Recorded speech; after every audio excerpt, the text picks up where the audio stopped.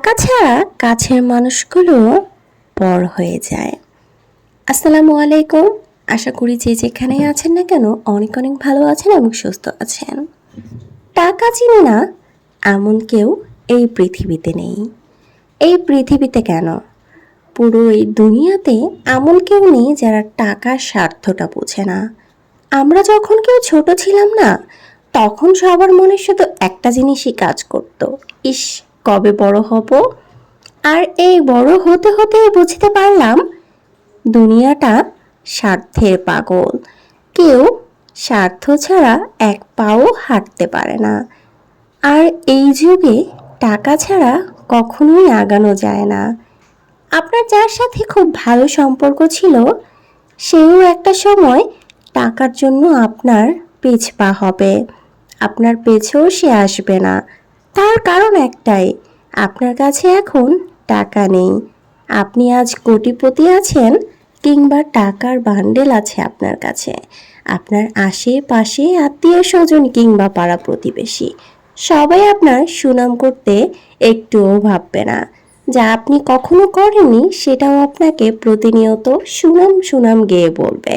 আপনার খারাপ কোনো কর্মকাণ্ডকেও কেউ ঢোল পিটিয়ে বলবে না। সবাই লুকোচুরি করে রেখে দেবে নিজের মাঝে, শুধু সুনামই করবে আপনার। আর একটু চিন্তা করেন তো, যখন আপনার কাছে টাকা থাকবে না, কিংবা আমাদের এলাকাতে যেসব ব্যক্তিদের টাকা পয়সা নেই সেসব ব্যক্তিদের কত বদনাম। তাদের আগে পেছে সামনে পেছনে সব জায়গাতে শুধু টাকা নেই এই হাহাকার করতে হয়। টাকা ছাড়া আপনার প্রিয় মানুষটিও আপনার কাছে থাকবে না। একটা সময় টাকা ছাড়া স্ত্রী কখনো স্বামী সংসারে টিকে না। স্বামী কখনো ওই সব মেয়েকে বিয়ে করে না যেসব মেয়েদের বাবার বাসায় টাকা পয়সা থাকে না। অনেক তো এমন হয় যে বাবার বাসা থেকে মেয়েদেরকে কিছু দেয়নি বলে সেই মেয়েকে প্রতিনিয়ত নির্যাতনের শিকার হতে হয় শ্বশুরবাড়ির প্রতিটি মানুষের কাছে। টাকা ছাড়া আমি আমাকেই ভুলে যাব। টাকার পেছনে ছুটতে ছুটতে আমরা অনেক কিছুই ভুলে গেছি।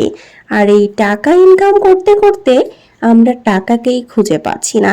যেই যুগ শুরু হয়েছে, টাকা ছাড়া মানুষ আজকাল কিছুই বোঝে না। টাকার পেছনে ছুটতে ছুটতে মানুষ আজ সময়কে মূল্যায়ন করতে ভুলে গেছে। মানুষ মানুষকে মূল্যায়ন করতে ভুলে গেছে।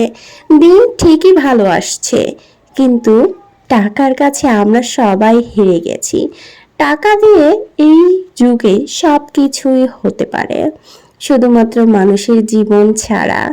আসলে টাকাটা এমন একটা জিনিস, যে জিনিস ছাড়া আপনি ঘর থেকে বেরো হতে পারবেন না বর্তমান সময়ে। যত বেশি আপনি ইনকাম করবেন আপনার তত বেশি টাকার প্রয়োজন হবে। তবে এই টাকার পেছনে না ছুটে একটু বিবেকের পেছনে ছুটুন। মানুষ হিসেবে বিবেককে কাজে লাগান। টাকার পেছনে ছুটবেন তো অবশ্যই, আপনার এবং আপনার পরিবারের ভবিষ্যতের উদ্দেশ্যে আপনাকে টাকা ইনকাম করতেই হবে।